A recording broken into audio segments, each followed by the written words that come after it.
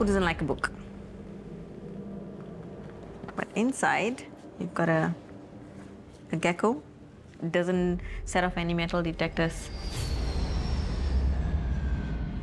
This is an example of how tortoises are frequently smuggled, and they're all taped to prevent them from moving.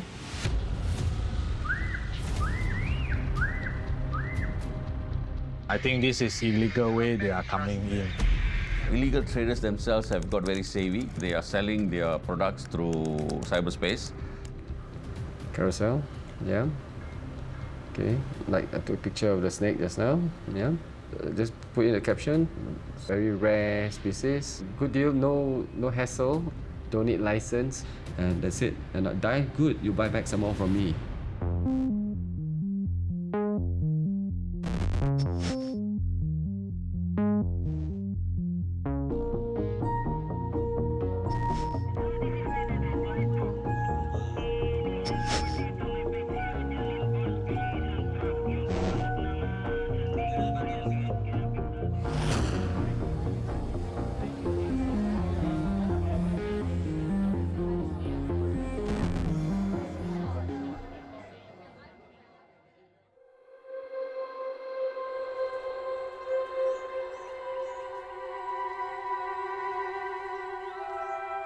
Untuk makluman semua, satu ketika dulu hutan kita hampir melebihi 80%. Muka bumi di semenanjung Malaysia ni ditutupi oleh hutan. Jadi pada masa tersebut, ikan liar hidup dengan bebas lah. Bila masuk tahun 60-an, 70-an, 80-an,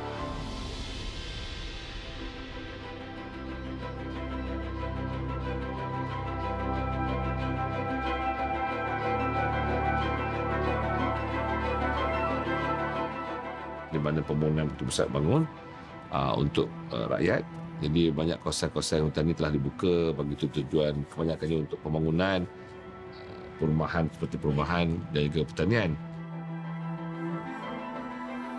Jadi benda ini berlaku begitu cepat dan pada hari ini kawasan habitat di depan ini telah kurang pada 50% lah, 50%.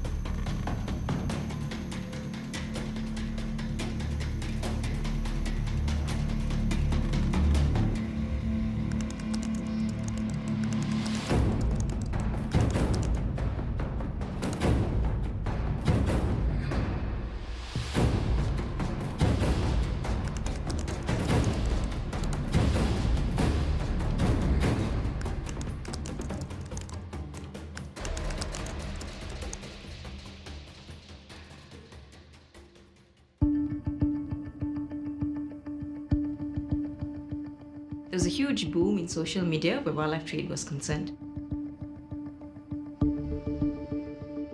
We started seeing an increase in the number of people that were actively participating on social media forums.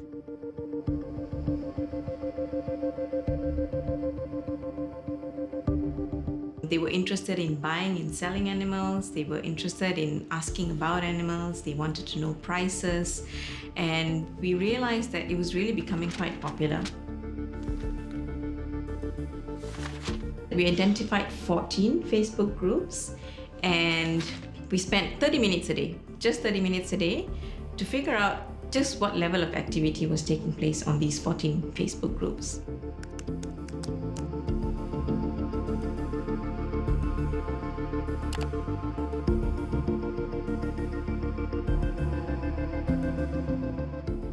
More than 300 animals were being offered for sale. And we can say that they were being offered for sale because prices were mentioned. Prices were specifically mentioned in at least 30 posts. And for just these 30 animals, the cumulative value was about 184,000 ringgit at that time. I think this really boils down to a demand and supply issue. As long as there is going to be a demand, the supply will consistently be there.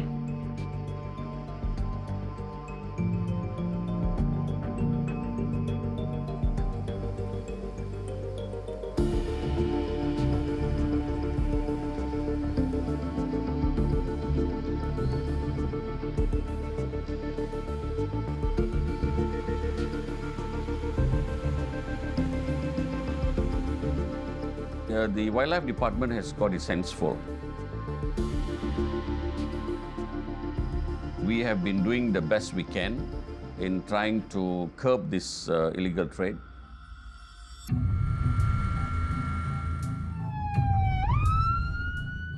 Semua orang kasih kumpul satu tempat.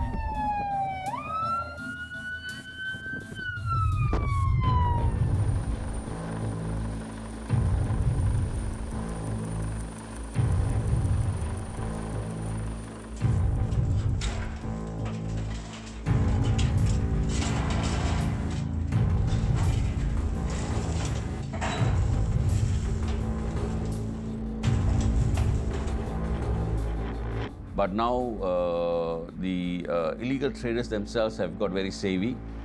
They have gone into cyber space and they are selling their products through cyberspace.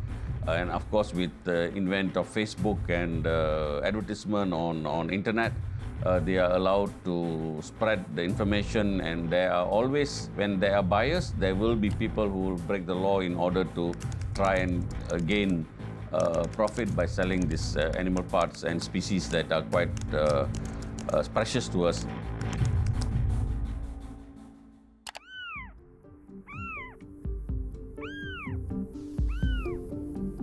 It's really quite sad because you hear a baby crying.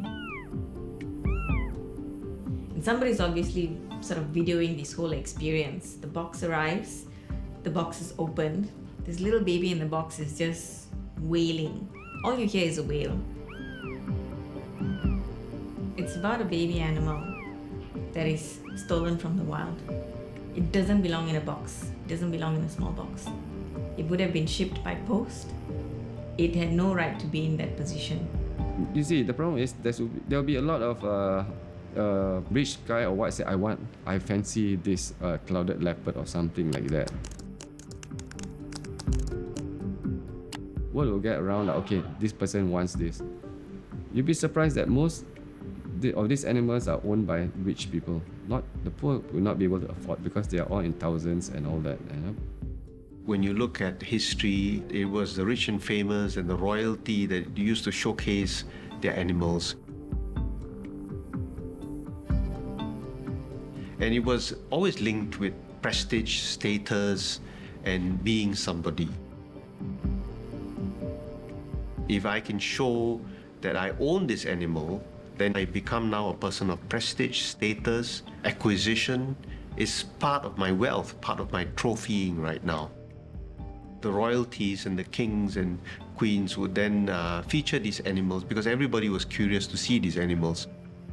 It's probably one of the early precursors of zoos, and they used to feature these animals, and people used to come and watch and observe these animals.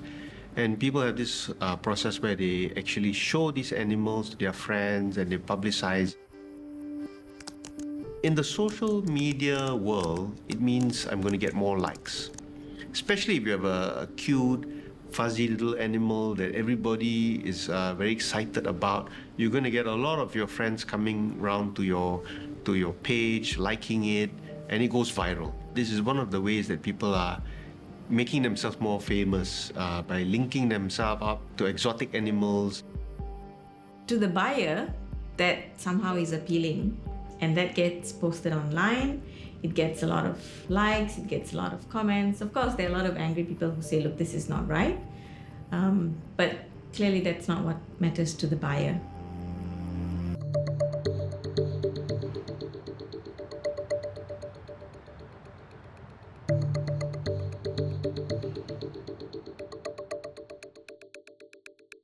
Because as a pet enthusiast, a hobbyist, okay, we always try to get something different, special. The interest that sparks us to like, I want this, I want that. I had 2 pet shops. Then eventually I was doing some exhibitions and all that around Malaysia. I've owned numerous pets, so I mean, I have regretted selling some.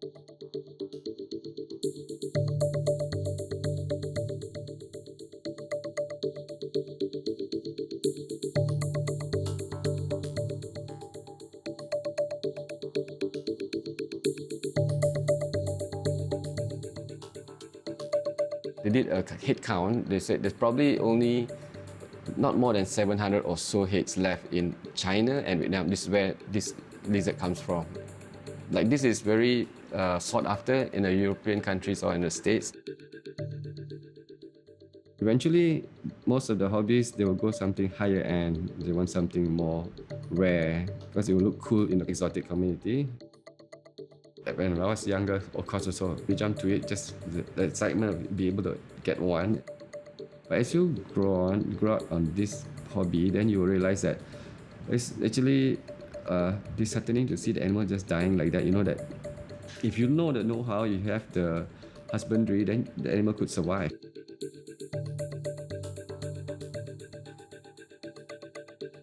But most of the traders are just interested in making money. They always want to sell just to make a quick buck, and that's it. And not die, good, you buy back some more from me.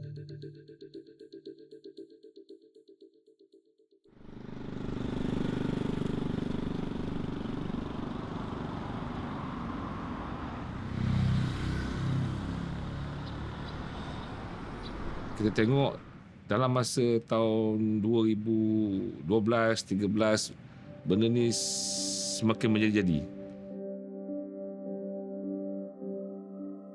Dan banyak hidupan liar yang terancam ke, yang sangat terancam ke, dia membuat urusan jual beli di dalam talian.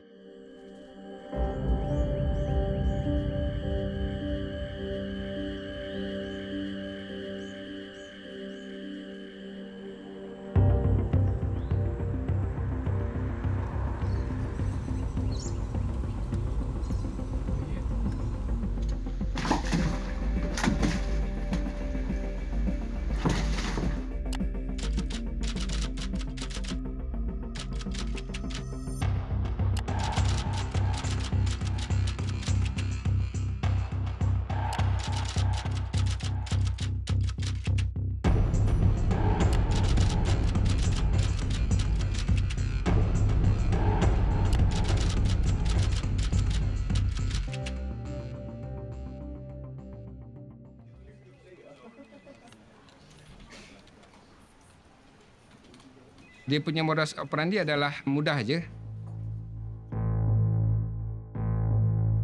Kebanyakannya dia akan letakkan, upload dekat sama ada Facebook atau Instagram. Kebanyakan daripada profil yang ada adalah umur antara 20-an sehingga ke 45 macam itulah. So, ini adalah individu yang biasa menggunakan internet, ada Facebook, ada Insta. Social media and online platforms obviously made it really easy. Because now, by using this technology, they can easily target the mass market. They can publish a product and everybody can get to know it in a split of second. Dia ada 30 kumpulan yang berkaitan dengan penjualan hidupan liar ni. So dia ada grup dia. Cumanya dia dalam grup dia tu ada yang close. Dia sesama ahli kumpulan saja yang menjual ataupun yang mengiklankan hidupan liar tersebut. Kebanyakannya yang upload status tu adalah dia sebagai dropship.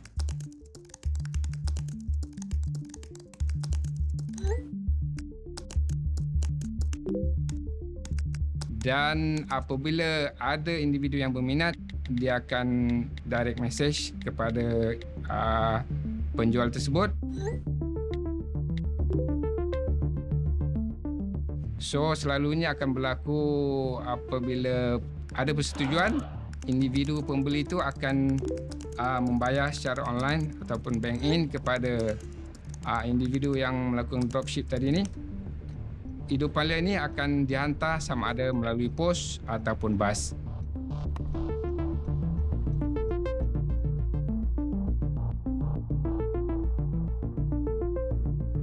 Pembeli sendiri akan mengambil hidupan liar tersebut di mana-mana perhentian bas ataupun mana-mana tempat yang telah dijanjikan. Dan seterusnya dia perlu mengambil gambar dan serah pada broker. So broker yang akan menghantar maklumat balik, okey, barang telah diserahkan dan baru dimasukkan duit pada supplier.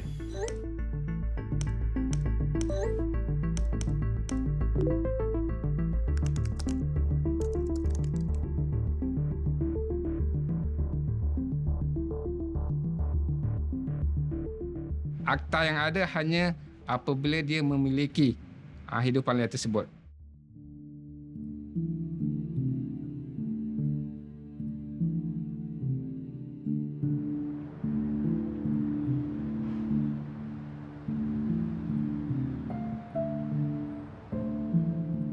Kita mungkin boleh tangkap ataupun dapat hidupan liar tersebut, tetapi orang ataupun individu yang post hidupan liar tersebut ataupun melakukan urus niaga tersebut, penjual tu kita tidak dapat tangkap.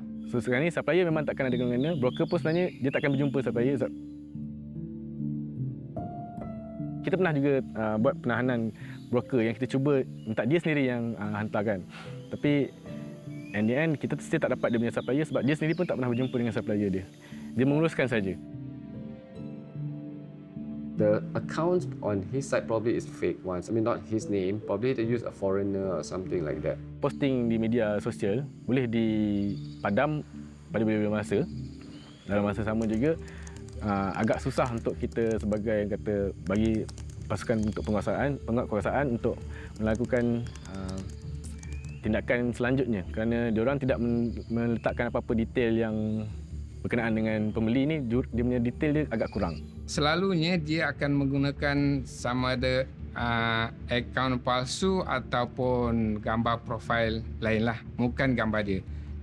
Dan kebanyakannya apabila berlaku katalah pilihan tahu profil itu, dia akan tubuhkan satu profil barulah ataupun satu nama baru ataupun satu kumpulan baru. Jadi ini menyukarkan kita lah. Apabila berlaku pertukaran grup dan sebagainya, jadi kita kena monitor dari awal balik. Dan lebih daripada 10,000 akaun ataupun yang aktif berkenaan dengan penjualan ataupun berinteraksi di dalam online untuk penjualan hidupan liar ni. All these platforms, right, they do have a term and conditions. It's said in the term and condition which you can't have any illegal activities. Okay, so this is very clear to the public. However, obviously, these people, they misuse the platform. And in the same time, you can communicate with them. And all these platforms provide a facility to have a secure and private chat. Okay, and that makes it more difficult for investigators to have access to these chats and identify the right persons who is behind this animal trafficking. For instance, by using encryption, you can easily make a private chat. And as you know, it's impossible to break the encryption. The biggest challenges is data privacy and how the platforms makes the data or makes the communication private.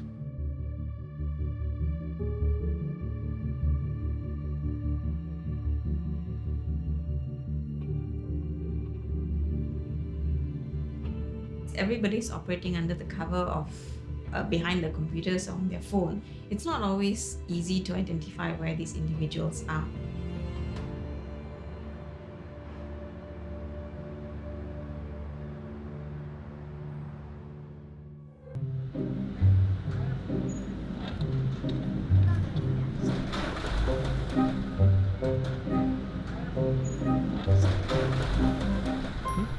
We started business from 2008.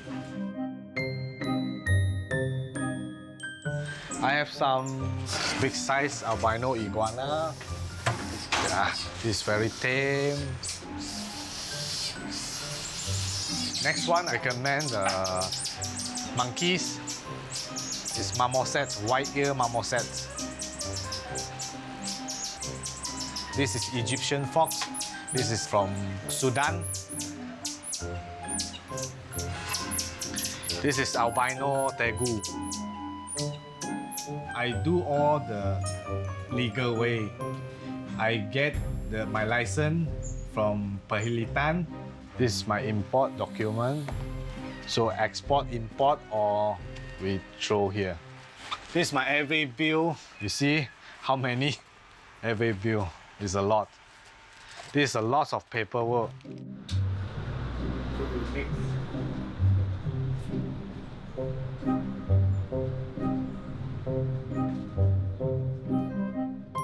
Feeding cost per month 3,000 to 5,000. And for 1 year, my import and export other charges is around 40,000 to 50,000 ringgit.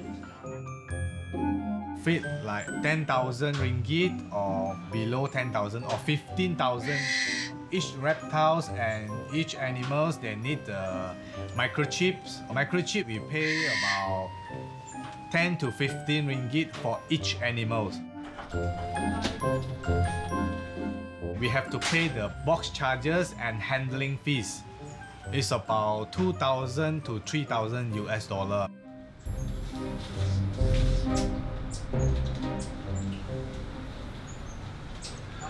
Ini yang itu otter. Is this illegal or? Illegal, of course. Ongkang, ini burung hantu, owl. This owl, I think is a white face. It's no mistake. Which one is legal and illegal? No legal. No legal. No legal. All of the owl, no legal. Kongkang, slow loris, no legal. Otter, no legal. All of this illegal. Lesson leopard cat, dusky lip monkey, not suitable to keep. You see, all the people they are catch and they are try to make money. I think this is illegal way they are coming in.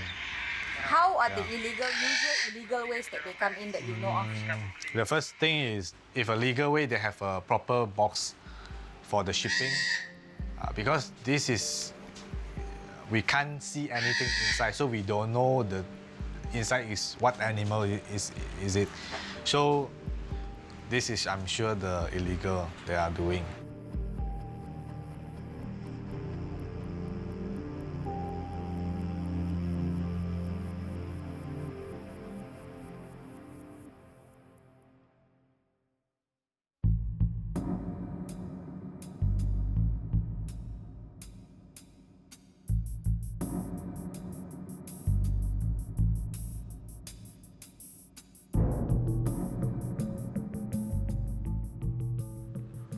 Carousel, yeah. Okay, like I took a picture of the snake just now, yeah. Just put in the caption, snake for sale.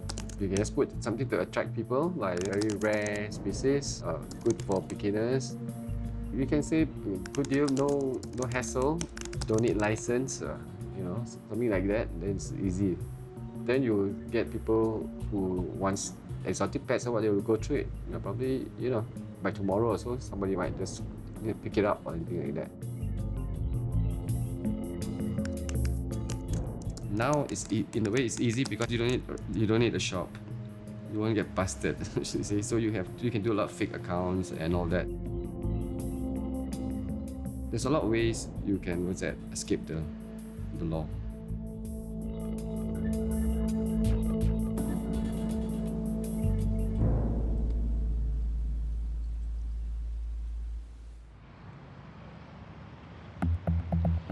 The seller requires that you have 3 heads, 4 heads before he comes. Normally the trappers are based away from the city, you know. So for the seller, it must be feasible for him to travel there to collect. for example, a monkey for maybe 100 ringgit, he will probably be selling to the buyer, the potential buyer, at about 2,000 or 3,000. For 100 ringgit product, he can make so much. See, that's why he will take the risk, because it's like more than tenfold of the profits. And for some of the illegal trade, they're really pretty expensive. The value is equivalent to a down payment for a small house in Malaysia. So we're not talking about 10 ringgit or 20 ringgit, we're really talking about hundreds and thousands of ringgit.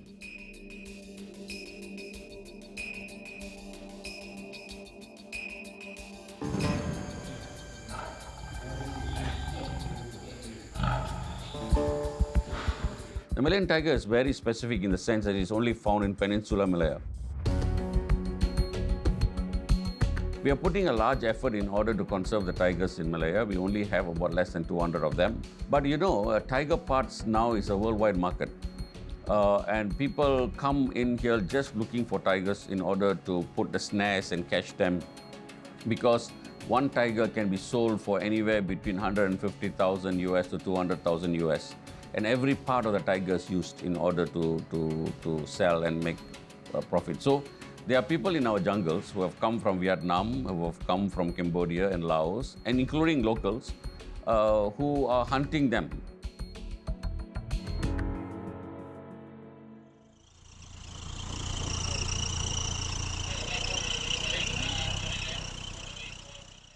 The total of confiscated ivories consists of 3,692 kilograms of whole and partial tusks and 228 kilograms of semi-finished products. This tusk is heavy. Of course, these are beads made of the tusk, not that very heavy, but these tusks are heavy. This is machine cut. Yang border trade ni dia sedikit, kebanyakannya dia sedikit. Jadi dia punya rangkaian tu lebih luas. Dan apa yang di sudut ni, dia tak semestinya hidupan liar atau wildlife.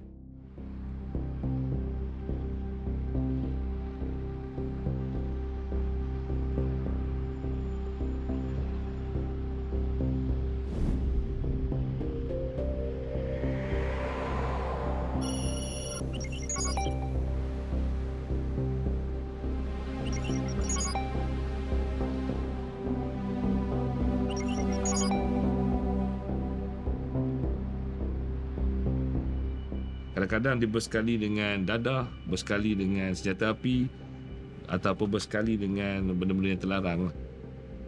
Contohnya gading gajah, sumbu badak yang ada nilai tinggi. Contohnya gading gajah. So selalunya gading gajah ni dia daripada Afrika lah. Sama ada gading yang sebatang ataupun yang telah diukir dan sebagainya ataupun telah dipotong-potong. So dibawa masuk ke ditransit, bukan untuk kegunaan Malaysia, tapi sebagai transit untuk dihantar semula ke selalunya ke China lah. Jadi ini adalah yang bernilai tinggi lah, dan dia ada sedikit yang terancang. Sama ada dikontrol oleh di Afrika dan juga di negara-negara lain, yang menyebabkan barang ini ataupun gading ini dia melalui pelabuhan Malaysia dan dia dihantar.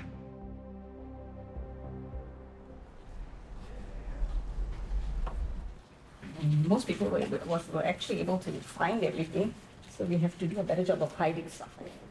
Yeah, maybe create more secret pockets inside.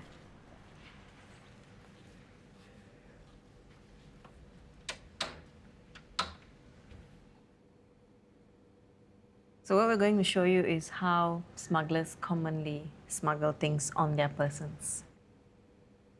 Most common when they are traveling by air. For example, this is an egg vest. People have been caught trying to smuggle eggs on themselves.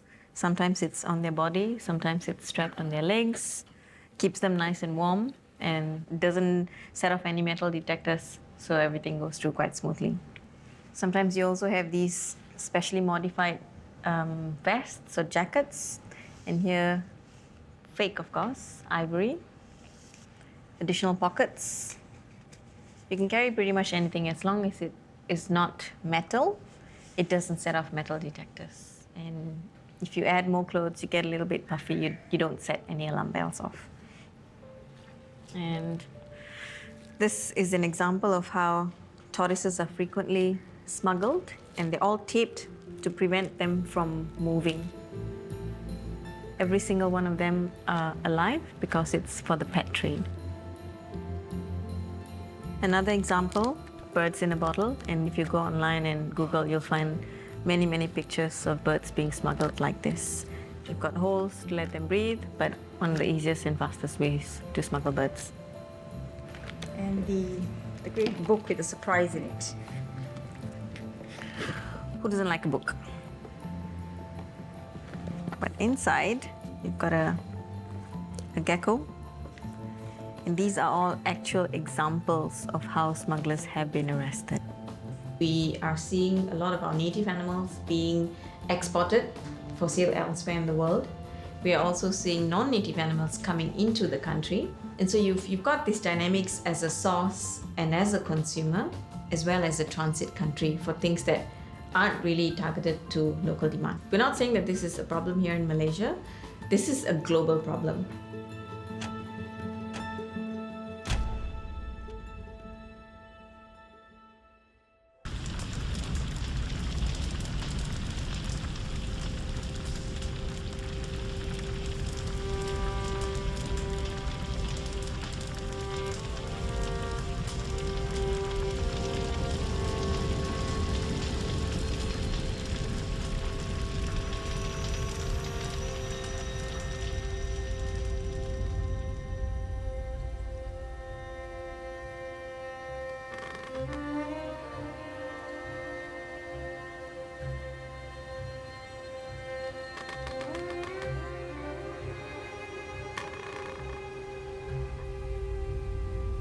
Most hunters go out at night or early hours in the morning. Definitely they have machetes and homemade guns. Mostly 2 or 3%, because if you get a big animal you cannot handle alone, you cannot carry it alone. Poachers, there's two types. I mean, for poachers it's like, it's either for food or for the pet. Everything is worth money. Any wildlife can be sold.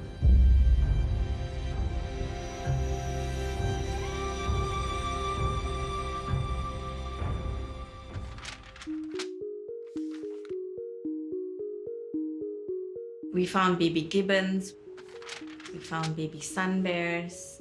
It's really quite shocking. They were animals that were considered totally protected under the Wildlife Conservation Act of Peninsular Malaysia. A number of these individuals are actually offering animals that you cannot sell.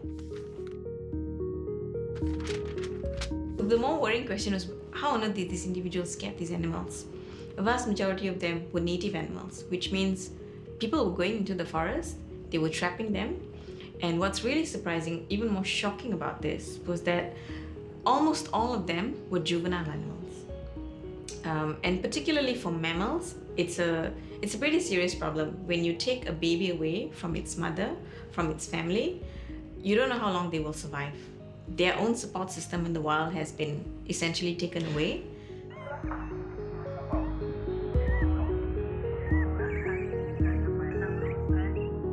Ini anak lotong kan. Ni anak lotong ni confirm mak dia mati lah. Mak dia mati dah ni, tak ada dah. Itu sebab dapat anak ni. Nampak tak? Bunyi ni stres, dia stres. Dia nak mak ni. Dia nak suckle, dia nak menyusu. Hidupan dia yang dari segi juvenile ni kebanyakannya adalah comel. Sebahagian daripada keluarga dia. Maknanya dari segi ke setengah tu diletakkan pakaian, dia bagi makanan yang dimakan oleh manusia.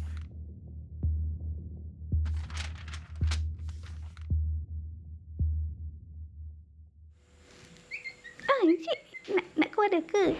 Cik nak kau ada ke? Dah. Jom. Dah lama, ha? Kita tahu dia dengan mak dia akan sentiasa sampai setahun ke 2 tahun baru dia akan belajar berdikari sendiri.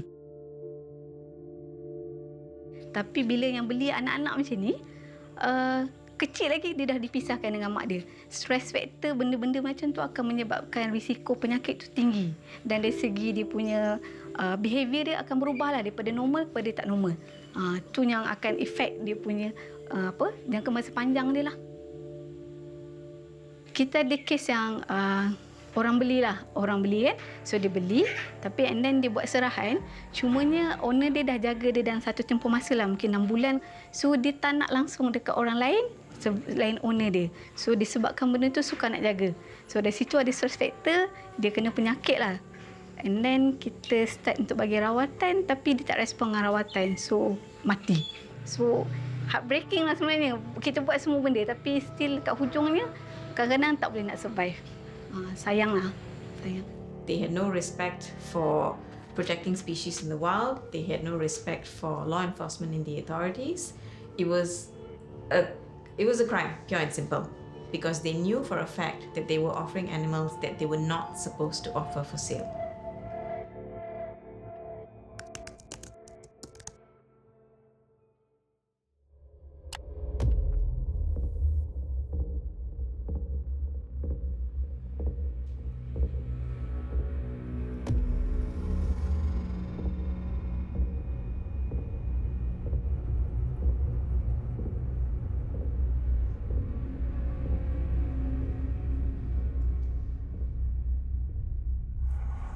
Buaya snail ni sama ada mati ataupun kalau dia survive pun kaki dia putus.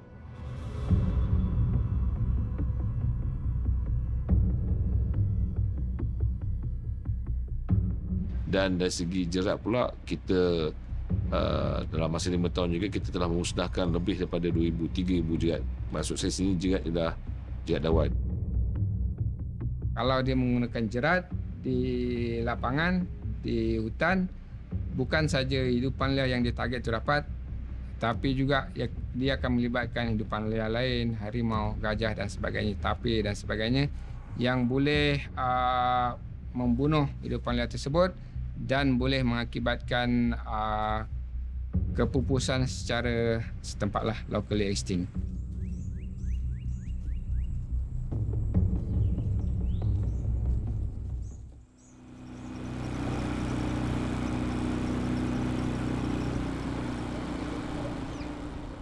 Kita di Jabatan Perhentian ni kita ada Wildlife Rescue Center yang berpusat di Sungai, di mana hidupan-hidupan liar yang dirampas ataupun yang cedera kita akan hantar ke sana.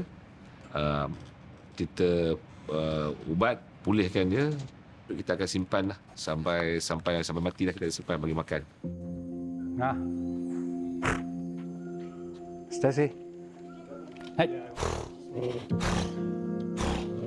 Kita ada lebih 300 individu di mana termasuk primate, termasuk juga mamalia besar dan juga burung-burung. So ada juga rawatan lain seperti tapir yang masuk ke sini di mana kena kesan jerat.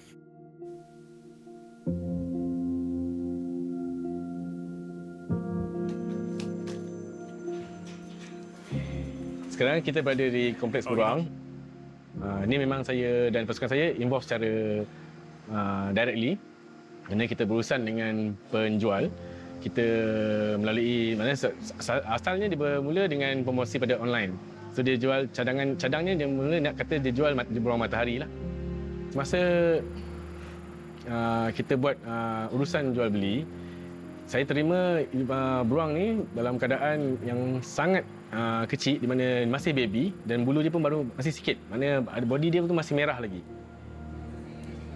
Kat situ kita tak nampak dari segi kebajikan, maknanya dia bagi susu ataupun bagi apa-apa sumber. Dan saya juga pasti ibu dia telah dibunuh untuk dapatkan beruang ni.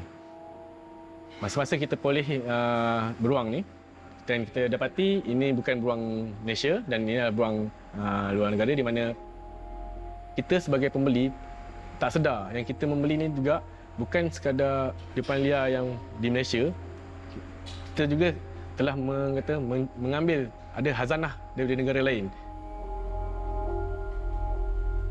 Kebanyakan pembeli ni adalah, kita tahu dia adalah antara pencinta hidupan liar, pencinta haiwan. Dan hidupan liar yang dia beli, kebanyakan pembeli kurang pengetahuan berkenaan dengan hidupan liar yang dia beli. Nampak comel kan kucing batu ni? Memang comel lah. Tapi bila dah besar sikit, dia mula dah agresif lah. Bila agresif sangat, orang akan lepas kat luar lah. Ataupun orang salah dekat peritan sebab kita jumpa. Sebab in the end nanti kebanyakan bila ada masalah, diorang akan hantar ke perhilitan tau. Sebab diorang tak dapat nak handle, tak dapat nak jaga. So masa tu diorang cakap, akak benda ni serahan apa semua. Mungkin diorang sebenarnya menyimpan secara tidak sah.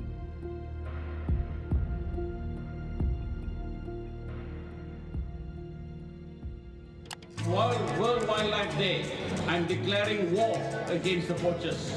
The time has come to stop the killing of the Malayan tigers and the other wildlife by these ruthless poachers.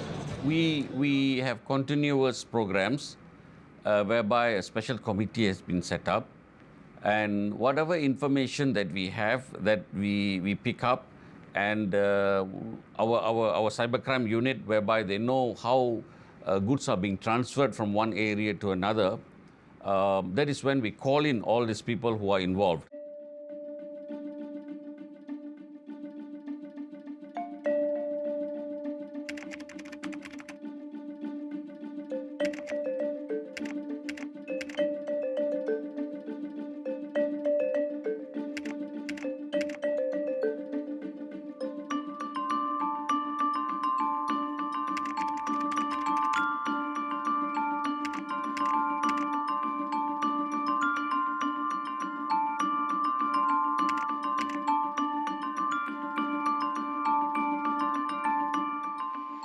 So we also have help from international agencies who have experiences in this, and they are also advising us. Kita kena bekerjasama rapat dengan Interpol. Pasal maklumat tu memang selalunya Interpol yang bagi kat kita lengkap senarai apa yang hidupan liar ada. Kalau contohnya pelabuhan, kat pelabuhan mana, kontena yang mana, kapal yang mana, so dia berlabuh ke apa, bila.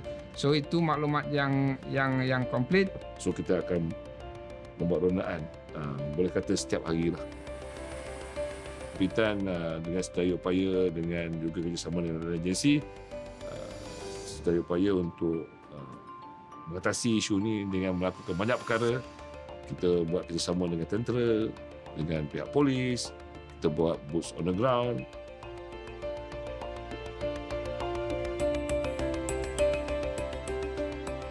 That will deter them from coming in and trying to poach our animals from the forest.